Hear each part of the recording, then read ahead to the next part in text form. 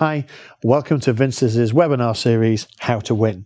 As I'm sure you're aware now, this is a series of 12 webinars, all designed to help you be more effective in the complex bid process. We've had the first 3, they're recorded, they're up on the website. If you haven't seen them, you're more than welcome to go and watch the videos, and you could even watch this one after it's been recorded. The live one today is number 4, it's about winning words, you, not we, and specifically we're going to lean on the stuff that we've already done in the first 3, and this is about how you construct the oral presentation and how you shift the language in the delivery of that oral presentation, and then right at the very end have a little bit of a chat about how you might change the words in the executive summary or the written submission as well. The format for today is exactly the same as the others, at a 15-minute presentation. This one, the content is, there's a lot of content, so it may be 15 to 20 minutes worth of content, and then we're going to have a Q&A. Again, exactly the same as before. If you want to ask a question, just tweet at Vince's Webinars. If this is the recording, just add you, not we to that so that I know which one to respond to, and we'll tweet a response back to everything that we get. And that's up here on most of the slides in case you have a thought halfway through. Please feel free, tweet me anytime. So let's get on to the subject for today, which is shifting the pronouns in your delivery, both in your written submission and your verbal submission, from we to you. In order to do that, I need to talk a little bit first about how you would structure a good pitch. Pitching for us is a little bit like you're on a date. You're on a first date and you're trying to convince the other person in the prospective relationship to go on a second date with you. And we would argue that if you just talk about yourself, about how great you think you are, everything you do, and then you're unlikely to get a second date. Whereas if you sit and ask questions about the other person, so what are you interested in and what do you do and what's important to you, you are much more likely to get a second date. And so that's the tenor of this. It's not about talking about you and how great you think you are. It's about asking questions and talking about the client, the prospect, and what will add value to them. It's about them. It's not about you. The same in the dating world. So to start the conversation off, let's look a little bit at some research we did now nearly 30 years ago when we started coaching people in presentations. And what we wanted to know was where in a presentation, here's a 20-25 minute timescale, would you put information if you wanted to maximize attention and retention? And we analysed, a couple of hundred presentations, put information in and then tested what people could recall. And you'll notice there's no percentages on this bar here because we're looking at attention and retention of different things. What you attain, is less than what you retain because that decays over time, which in one of the latest webinars will show you Ebbinghaus's curve of forgetting. Will show how quickly that information deteriorates. This is about where in a 20-minute presentation should I put the really important information. And it's not what people think. Beginning of a presentation, people aren't really paying attention. They're making a decision. We'll come back to that. And then they plateau. And then if it's an individual, 1 minute you're paying attention, 1 minute you're not. Yeah, if it's a YouTube video like this, then maybe 1 minute you're paying attention, next minute you're watching television, you switch sides and you've gone. Right? The point is, once one goes, lots of other people switch off very quickly.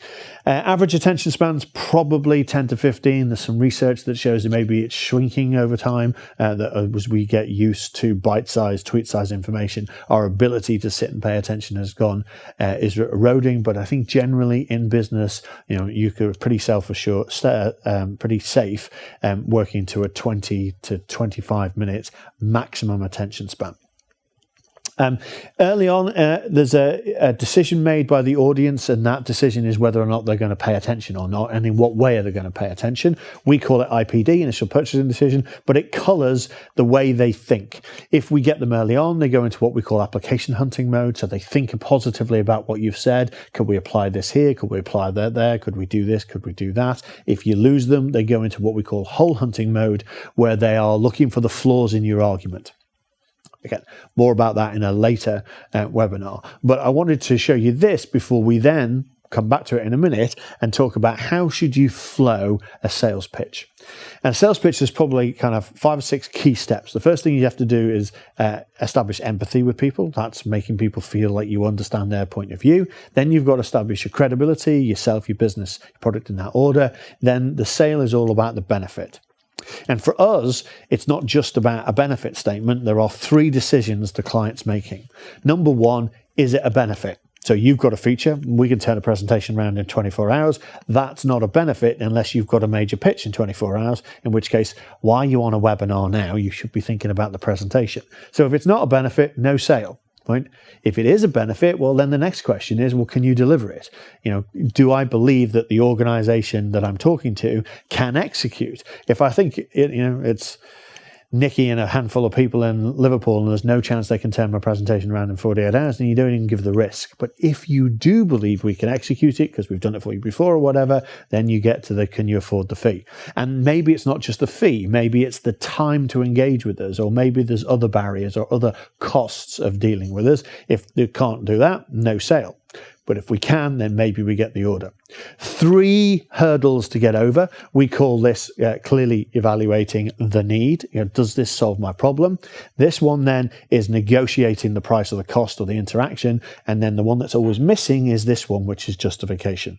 So for us, there is a benefit statement, but then you have to prove your ability to deliver the benefit. So if you were watching the earlier webinars, you remember we talked about the way we justify our benefit statements is with pilot. That's 5 different ways of thinking about how you prove value.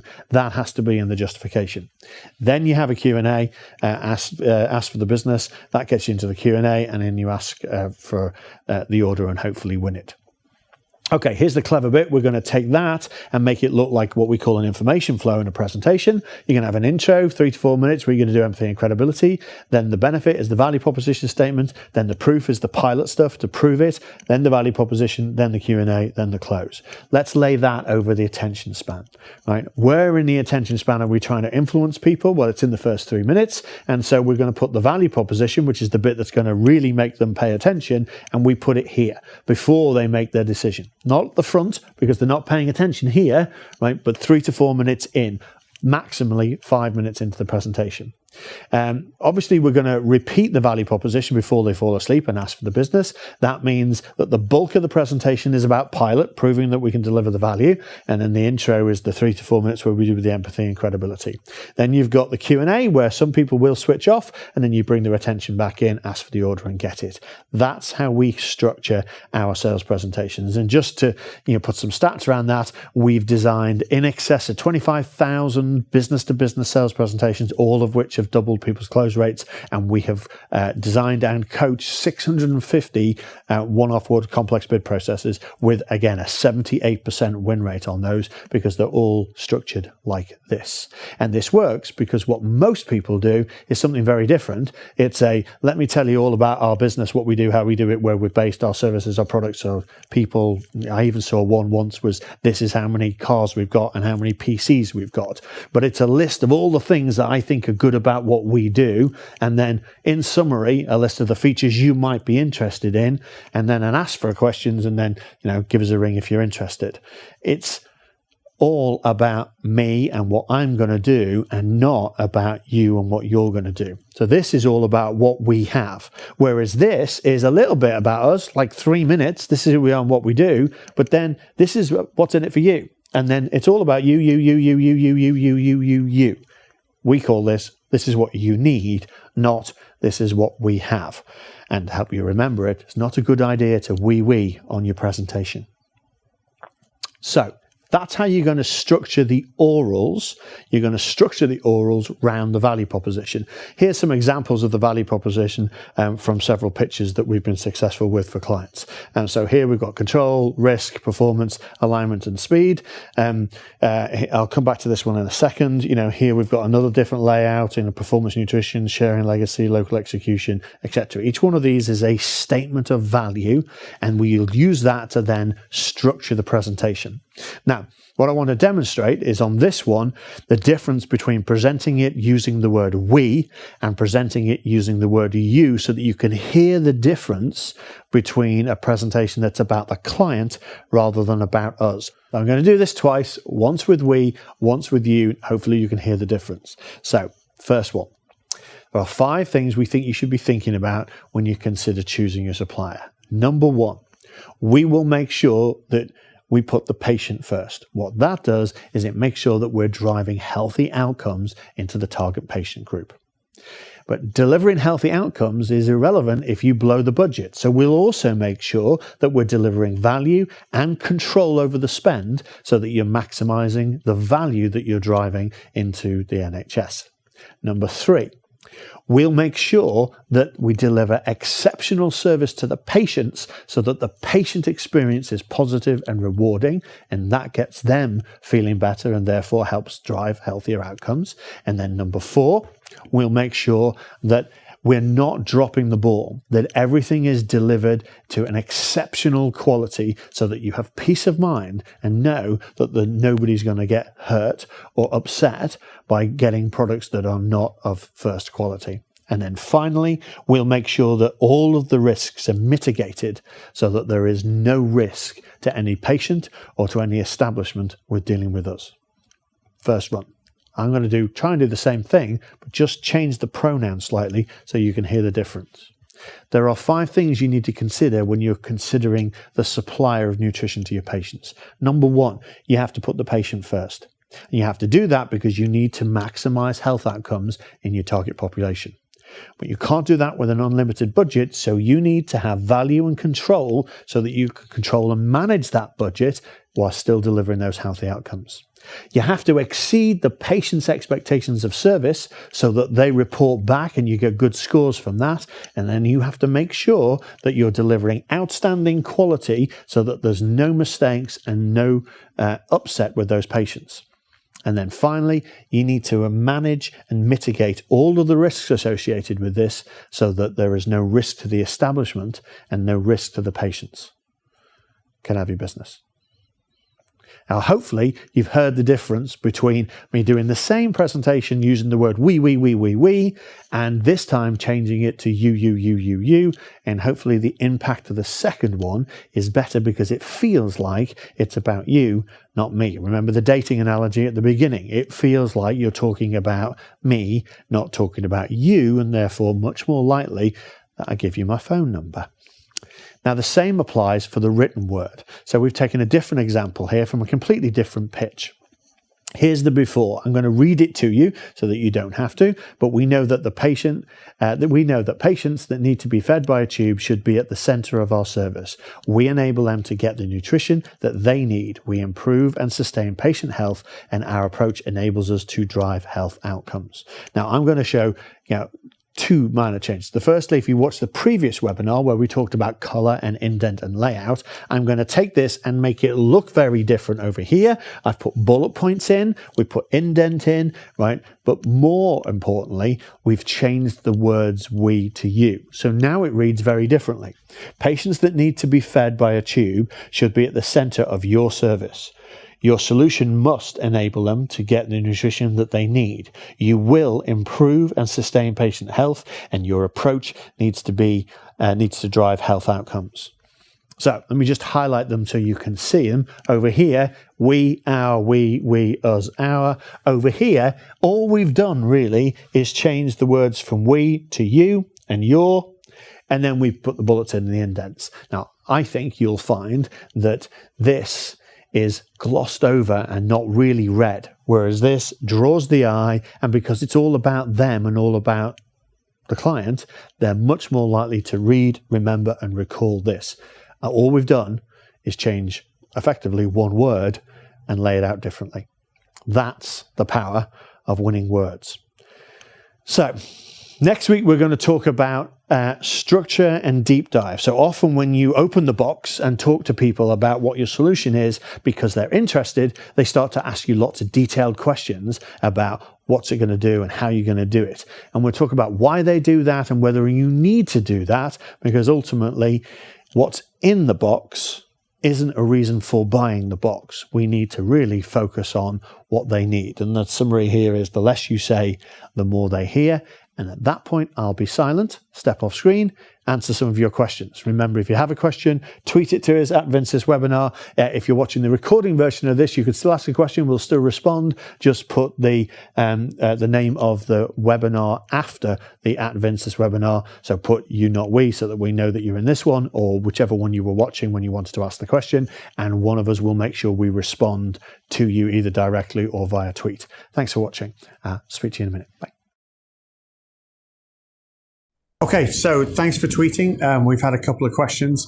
Obviously, with these things, there's a slight lag if you're watching this on YouTube, and so some of the questions will come in and they'll tell me if they come in whilst I'm talking. But the two we've had so far, first one is somebody's tweeted saying that they feel saying you to people is a bit rude. Is there an alternative? So the alternative I always find is to make it third person. And so instead of saying, here's what you need to do, you could introduce it by saying, we've talked to our top customers, and our top customers tell us that there are 5 things that they look for when they're picking a supplier. They feel that what they need to do is, and then deliver your value proposition. So you're using they instead of you, and you're just assuming that the person you're speaking to can associate themselves with this third person. I think it's a matter of style. Like, personally, I never do it. I always do you. I always assume that I'm the consultant, and therefore I'm the person that's going to give you the advice, and we never get any pushback to it. But if you feel like you don't have the credibility to be able to be the consultant in the relationship and you want to make it third person, then I would do that and use they. I think the evidence is it's probably almost as impactful as if you use they, but whatever you do, don't say we, because as soon as you say we, you're taking all of the responsibility for it, and it just undermines it. They don't want to know about you, they want to know about them or people like them. That's the first question. Second question is a bit more complicated. Somebody's asked what happens if you have to actually teach somebody something in order for them to understand the value proposition. Now, we call that a solution sell, and what we've shown you today is how we structure a simple kind of product type sell, where there is no kind of solution element in it. The way you would structure an education piece is very different. You don't start with a value proposition and then segue with the value proposition. What you do is you scaffold and build, and we have a separate structure for how you teach people things, where you start off with language and you build it up. Now, what we're doing with a solution sell is putting those two systems together so that you've got an overarching sales structure to the communication, but you're deep diving into an education piece. And what we would do is, instead of the education piece, the proof bit just being a proof of the value proposition, but like pilot, which we've talked about previously, we would actually show people and educate them as to why or how that value delivers value to the organization. In order to help, because we're using two structures, often we will use two different backgrounds, like a white one for when we're answering questions, which is what you should do when you're selling, and a dark background, or contrasting background for when you're teaching, which is when you should be asking. Sorry, round the other way. You ask questions when you're selling, and you respond to questions when you're teaching. We have a separate webinar covering how do you ask questions, or how do you answer to questions, depending on whether you're selling or whether you're teaching. That's coming up in a few weeks' time, which will cover that. But yes, we can color code the presentations to help remind the salesperson to act and behave differently depending on whether they're selling or teaching. And if it's in the same presentation, segueing the presentation with different backgrounds helps remind people to behave differently in the different sections of the presentation. So there is a separate webinar about questions. There's also a separate webinar where we'll talk about solution selling. But today's was just about simply making sure that the structure of the presentation is persuasive, and that you don't use the word we throughout the presentation. You present it as either you, or if you want to soften it, they. So let me just see if there's any more questions so far.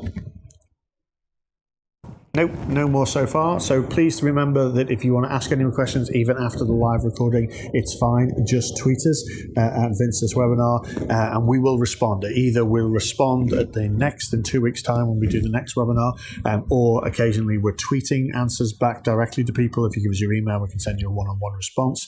And if we get some interesting questions, what we might do is record separate little videos like this to explain the answer, and then distribute them out on the Twitter feed. Either way, thank you very much for watching today. Hope it was useful. Please tell your friends. Again, please forward a link to as many people as possible. Hopefully we can help some people win. Thanks for watching. Bye.